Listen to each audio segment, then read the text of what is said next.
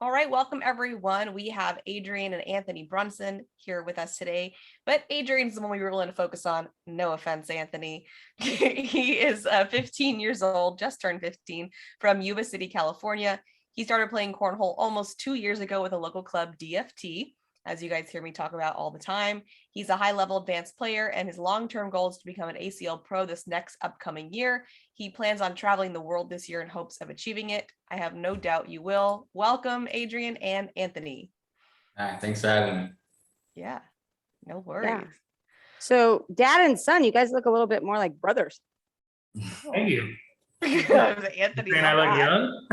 Yeah, exactly. I mean, I definitely don't think Adrian looks like really old, so that must mean you look young. Perfect. I like it. Always a compliment. So we heard how long Adrian's been playing. We're gonna assume that he got into playing because of you, Anthony. How long have you been playing? Same. We started the same tournament, so it'll be what, 2 years in December? Yeah, we started, our first tournament was December 26, 2019. And Oh, he remembers the exact date. what brought you to the tournament? Chad Clark's, he started us in getting into it and stuff. So Chad's married to Elena. You know Elena, Michelle. Yep. Really, it was COVID. We're a big baseball family, and baseball was kind of shut down. So we kind of saw some friends playing cornhole. We're like, hey, we can do that. Little did you know, we got our butts handed to us because it wasn't like thrown in your backyard when you go to a tournament for your first time. So it was a learning experience. It is hard to imagine either one of you getting your butts handed to you, considering it's what you do to everybody who comes across you. Well, so when you say you went to a tournament for the first time, like, does that mean you skipped like the level of first going to like what, like a league, or is that what we're calling a tournament? So what you guys do on Wednesdays, is that a tournament? Yeah, I just called it a tournament, but it was more like a league, yeah. Okay, because I was gonna say, like, to go from backyard to like a regional or like an open would be very overwhelming. Which we've heard, by the way, people have done that, which is insane. And a lot of them go and win, and I'm like, what? Who are you people? Well, I love that I kind of like recognize you both, even though I've never met you in person, and I'm completely across the country from y'all because of thanks to DFT Orville's awesome live stream opportunity or whatever. I can watch you guys play. Corn. Yeah, exactly. So I can watch y'all play on Wednesdays at your regular league night and just have massive FOMO from sitting here on the East Coast. But Adrian, you are definitely I see you on the podium almost every single Wednesday evening. So what do you attribute that to? Is it like a practice routine? Is it raw talent? Is it a little bit of everything? Honestly, I don't really practice that much. We just try to play every day at like league nights and stuff. We go from like city to city trying to play league nights. That's like so annoying. I don't practice. I mean, it is, but that's also a time commitment and a travel commitment. And I think there's something important to dissect there, because I play every night, but I play right back out here, right? Against my husband. I play the exact same human every single time, but I play every day. I am not seeing a ton of growth within my game. I think going and playing these higher skilled players that are all different each day, I think to me, there's something to be said for that as a practice routine. What do you think, Dad? I agree. I get the question all the time does Adrian beat you a lot at home? Because we'll throw here at home, but my wife doesn't want us playing one-on-one because we are super competitive against each other. And oh boy, bags will end up in the pool. I'll throw them over the fence. I don't know. Something's going to happen.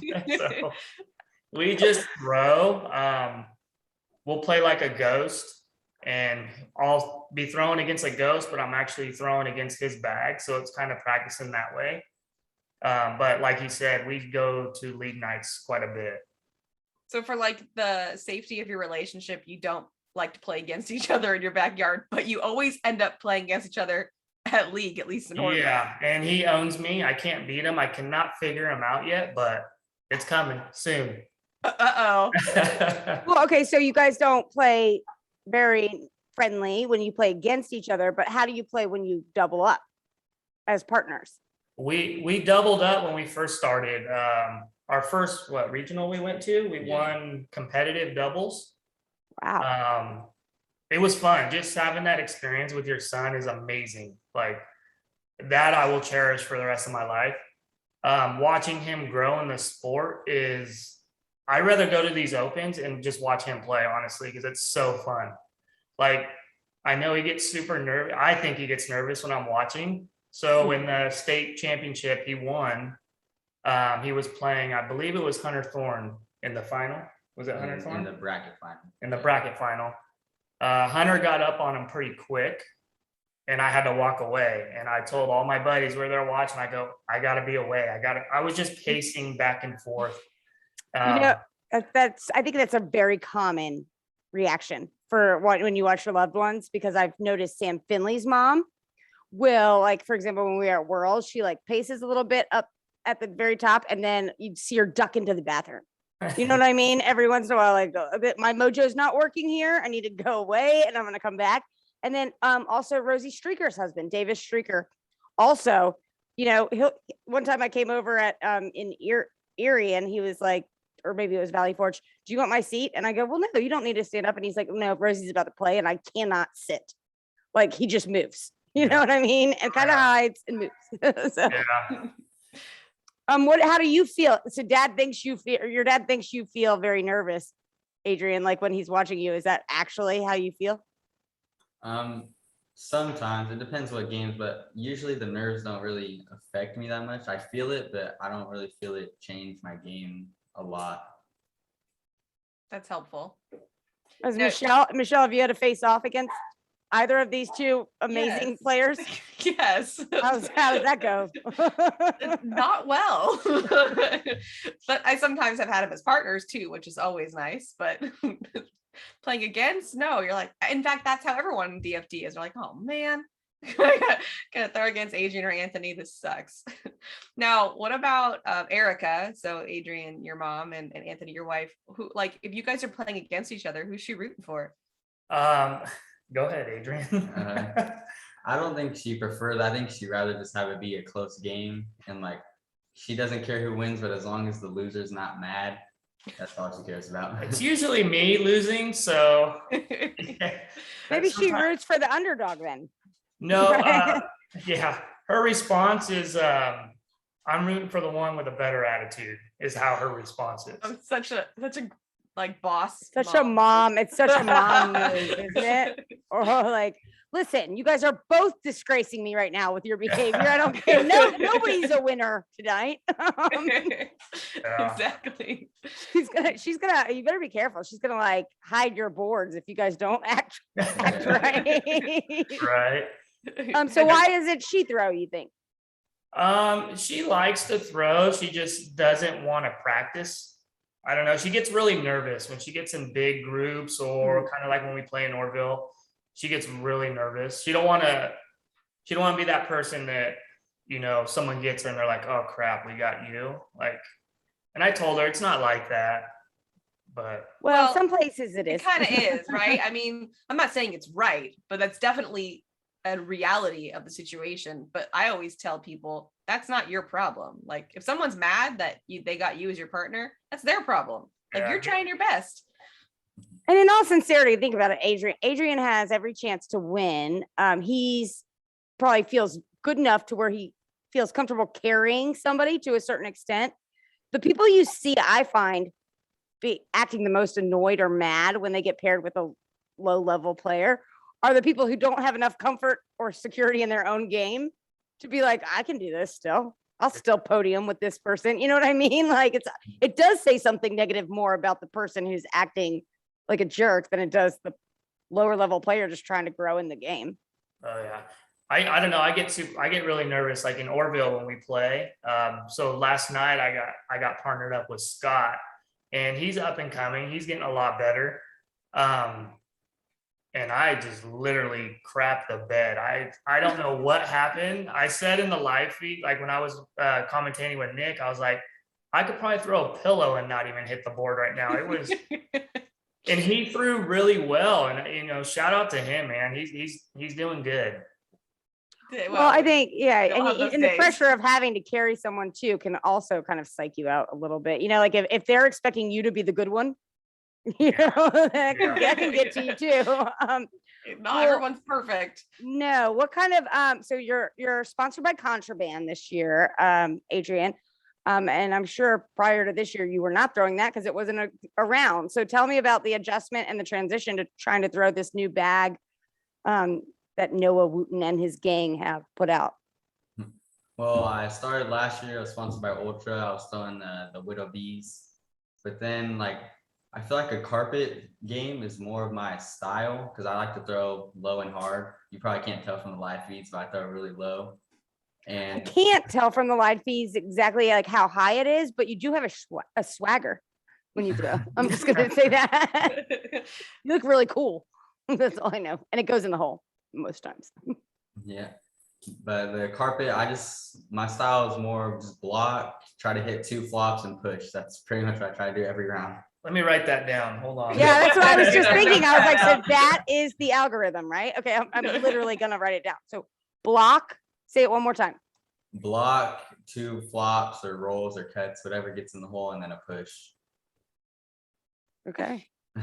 That's great. Which one If is you out of the three? If you can roll, that's great. If you can't, Well, out of the 3 of those types of shots, which one do you feel you're struggling with the most, and which one comes easiest? I feel like it mostly just depends on how the boards are playing. So on ultra boards, they kind of have a bounce to it. So I kind of like throwing a cut more because the roll kind of flops off the back no matter how soft or how hard I throw it.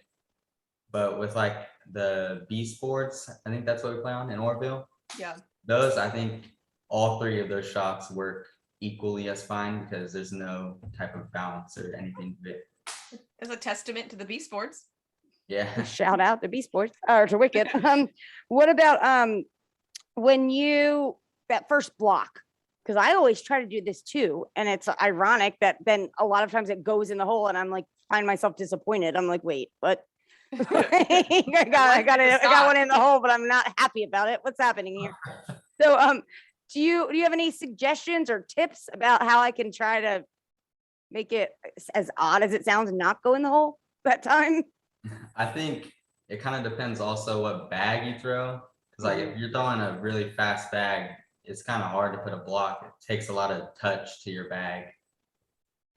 Do you adjust your speed or your loft more I to don't- adjust for board conditions? Yeah, I don't really try to adjust anything. I kind of aim just a little bit lower on the board. I don't try to adjust my speed or anything. I think if I just look at the lower part of the board, it kind of just stops shorter. It's that simple. He just looks at a different spot, Michelle. That's not true. I mean, not that that's not true, but if you watch Adrian, he's got tons of different, what does Anthony I always call it? Like all the different loads. Yeah. It's looking different, right? Like how you're releasing or something like that.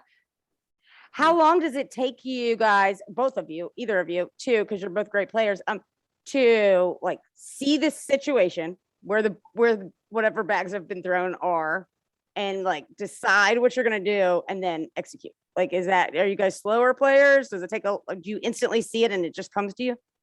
I'm a very fast player. I like to throw pretty much right after the opponent's bag stops moving. And I also count the bags in my head. As the round goes, I'm counting the score in my head. So I kind of know what my next move's gonna be before it kind of happens, I guess. Yeah. What about you, Anthony? I'm the same way. I'm pretty rapid fire. Not as fast as Adrian, and I don't count the bags, which I should start doing because That's a great advice. That's a great tip. So, but yeah, typically if my airmails are on, I'm not even gonna question it. I'm gonna throw an airmail. I don't do no roll shot, no nothing like that. It's just either block, push, or airmail. That's it. It takes the chance out of it, doesn't it? Yeah. Yeah. If you could just airmail it every time, you're golden. Yeah, Oh, not yeah. much people can do against you. That is the truth. And I noticed it's an age thing, right? We joked about it on we were commentating once, no one under or over the age of 30 rolls. And then Deborah Odom walked out there just rolling away. She was like, hold my beer. Exactly. But That's it does awesome. seem to be like a style and age correlation for sure. What do you think? Like, you're obviously going to these things and you have the opportunity to probably meet up and play against these really great higher player, pros. And which is the cool part about the sport. You normally, like, I can't just go out if my husband plays golf. He can't just go out and like find himself like playing around against Tiger. But in cornhole, it's different. So who are some of the people you've played before that you've been like really proud of your performance? And then who are you itching to get out there and beat? I haven't played actually like a pro that's out of state in a while, but I think the most recent one I played is Jimmy. And I lost to him 21-19 in the final round. That's close. Yeah. That is a great showing. That game was impressive. That was in San Diego, I believe. Yeah. And why Adrian had a shot where he had to step out, like literally maxed out 3 feet to try to grab this bag. And I'm nervous as can be watching from the sidelines. And we have someone was sitting by us and they're like, there's no way this kid is grabbing that. And he grabbed it. And I was like, holy crap. And to make a pro call timeout twice, I'm like, you did something that's awesome. Yeah. So Yeah, that is, I mean, I just love when people step out and grab a bag. That alone, no matter who you're playing, to me is noteworthy, but like against Jimmy Humans, yeah. that's awesome. What about anybody who you want the chance to match up against that you're like, I'm going to get this person? I'm not sure really. I mean, I don't really want playing to be on contraband. I want everybody on them to win. But I mean, I haven't played Trey in a while, so I think maybe I want to play him soon. Yeah, that would be a fun matchup. I think it would be so fun. One of your wouldn't biggest get bored? fans. I feel like you'd get bored. Yeah, because It's a long slide game. It would be a long game. Yeah, it would definitely be a long game. Although, your algorithm, block, roll or cut, He whatever, can air and then rail. I mean, push. can you stop Trey? I mean, I try. I'll try to block him, but he's probably But gonna the only attempt you could possibly do is to do those blocks that drip over the hole every time. You know what I mean? That's the only chance you would possibly Yeah, but have. he's gonna slide through that. If you're trying to make Yeah, him what do you miss, then do? It's gotta be a lower block, and you have to hope he goes for the air rail and Level misses 3 pretty blocker, much. like mid board, and Mhm. then just keep going up slowly, and then have a real strong push. I mean, it's impossible. I don't know. him. He's gonna hit 4 air mails no matter what. I know, Yeah. I know exactly. You just gotta really hope that he didn't get enough sleep last night. He had a bad dream or something. That's really how it's gotta be. Or that like his bags get a snag in them on the way to the tournament. I don't know. But so what are you still playing baseball? You mentioned y'all are a baseball family. Yeah, well, I'm in fall ball right now. I play for high school, so we're doing. How do you balance the two and like the practice necessary to be great at both? Well, usually, so practices are pretty much right after, like at 3:30ish, 3:30ish, and then it kind of goes to like 5:30, and so it gives us like just enough time to get over to league night and play. How do you get your homework done, dude? I don't know. I try to do it during school. You just make it work. Are you still homeschooled, Adrian? No, we're going in person now. In person? Okay. Got it. I'm sure that helped. in So terms of were you time. just homeschooled because of the pandemic for a little while? Is that what I'm? Yeah, we just I'm- weren't allowed to go to school. Oh, so like you were just one of the massive amounts of homeschooled Yeah. kids around the nation. Got it. Okay. Yeah, just And disappointed. then Anthony, what do you kind of hope? So obviously it's a little bit of a monkey wrench in the children, the elite children talent moving up because of this DraftKings thing with the ACL. Mhm. What are your thoughts on that? And what do you think needs to happen either through the ACL or through a different, organization like Kids Throw 2 to really serve this lower age talent and not have them go off and get competitive in a different sport because it's doesn't seem like they can do anything with cornhole until they're 18. Yeah, I don't really like that. We're DraftKings, and then you got so many talented kids that, in my eyes, and Adrian and I have this conversation before, is all these young kids, they're going to come up and take over this sport. It's a matter of time. Like, you got Brendan Ballard, you got all these other young kids that throw a lot, that are really competitive and good. So hopefully we can get them in that pro circuit to where, they can still play in that and not go find another sport, like you say. Exactly. I mean, I understand the rationale behind the decision, right? Because in order to get this sport growing, the gambling component is very important. That being said, I also understand why it's kind of frowned upon to bet on children. So I get why they did it and why they had to do it and why they prioritized what gambling can do for the sport versus, allowing young guys into the ACL pro circuit. But with you, I hope our hope is through Kids Throw 2, we can get something started that the ACL recognizes, as being The legit. minors, if you will. Yeah, the minor league. Oh yeah, exactly. Or junior division, whatever we want to call it. But it will be very soon after we establish it and prove ourselves, right? It'll be kind of legitimized by them. They will see it. And then we will have these junior champion actual, whatever tournaments kind of piggybacked off the same weekends as the pro circuits. That'd be awesome. That'd be awesome if you can take the Kids Throw 2, and once it gets recognized, which I believe it's going to, and have those top kids challenge those pros that are 18 and over and say, hey, I'm calling you out. Let's play. Let's see what happens with this. And that's our hope. We're going to have, age level divisions, but then there's going to be this open division where any pro under 18 and under can come play at. So you're going to find yourself with, an Ian Cripps or, who are some of the other ones? Yeah. Bella. Yeah, exactly.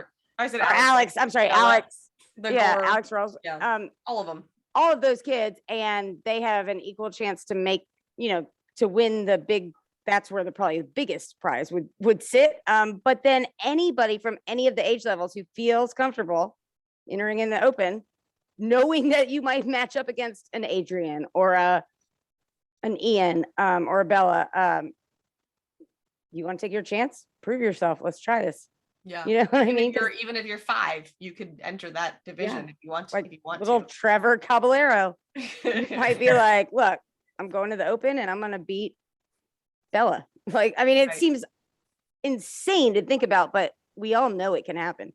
Oh yeah, totally. And if nothing more, we'll have a lot of fun and have some cotton candy and enjoy each other's company at these tournaments. So, Yeah. Right.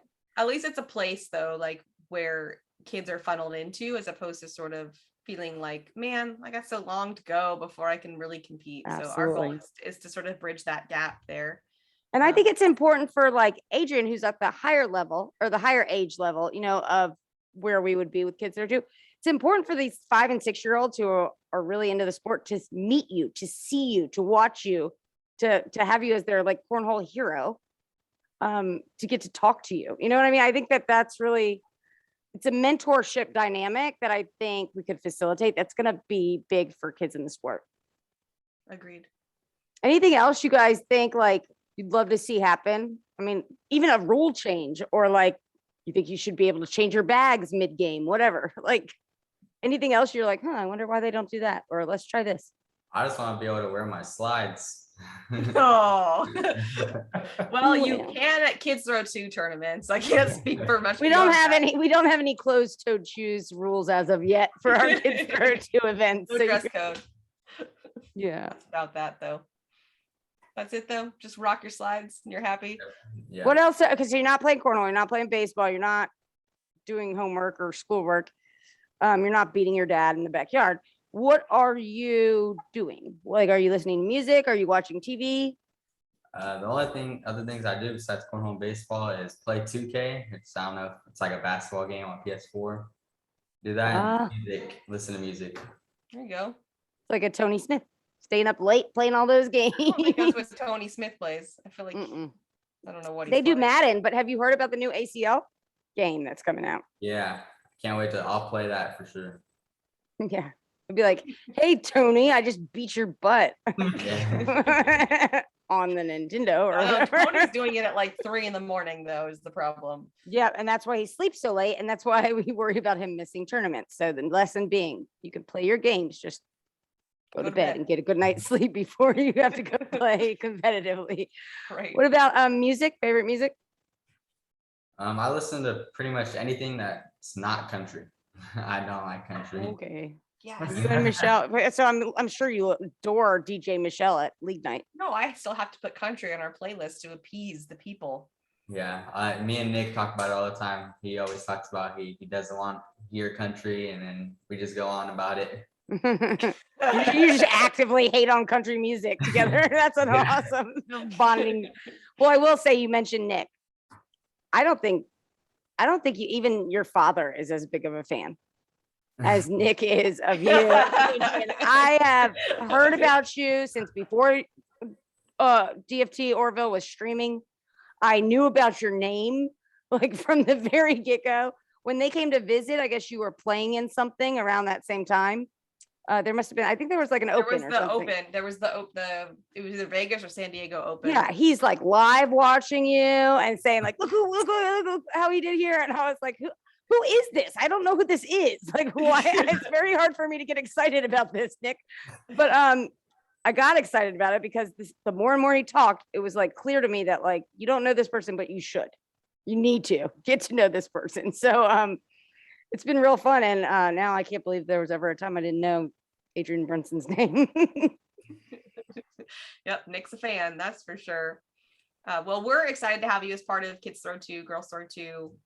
We can't wait to see you start traveling and playing with some of these other higher level players because you're a fun player to watch. And we talk about, like we met with Noah Wooten and Tony Smith and Ryan Windsor. We told them like, you guys are fun to watch. We like your game. It's like Anthony was saying on Around the ACL, like the slide game is really hard to commentate on.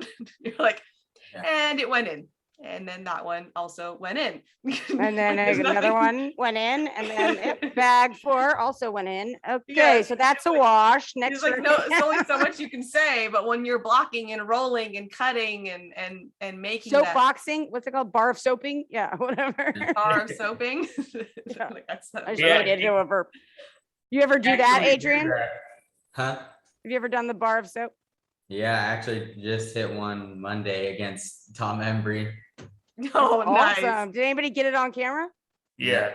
It was? Nice. No, Was it on I camera? don't think so. I think I do have like 2 or 3 bar soaps on camera though. Oh, But that's not cool. that one. Okay. No. Oh, okay. So one of your 18 bar of soaps that you've done, they got caught. Okay, great. Awesome. Must be nice. Well, I am so excited to watch you grow within sport. I think that so Nick, next time Nick and Michelle and all of them come over to the East Coast to visit, Adrian, you should come along with them. We'll all hang out and throw bags, and then you go see a couple leagues on this side, because I think it's important. You know, everybody, you know what your area looks like in terms of play. Like, does it translate in terms of league nights over here? It's interesting. It only makes you better to be exposed to as many different situations as you can, right? Yeah. Yeah. You're gonna come? So I take that as yes, I will that league come. we went to Yeah. was very different than our league, Whitney. Yes. And then that was a Monday. Now my Tuesday one's very different as well. There's a Wednesday league group that actually happened at my house last night. Looked much different talent, much different setup. So I mean, it's just like, I think it's cool to be able to see how it all plays out in all different venues and all different populations. I remember Maya Cup told us, I thought I was really good until I traveled. Yeah, until I left the state. Yeah. Yeah. And then I was like, no, I'm just very good here. And Totally. obviously she that traveling helped Obviously her. wasn't a problem for very long. Absolutely. All right. Well, thanks so much for spending some time with us and for introducing yourselves to Kids Throw 2 and Girls Throw 2. And we look forward to seeing what happens in the season. Yeah, thanks for having me. Thank you.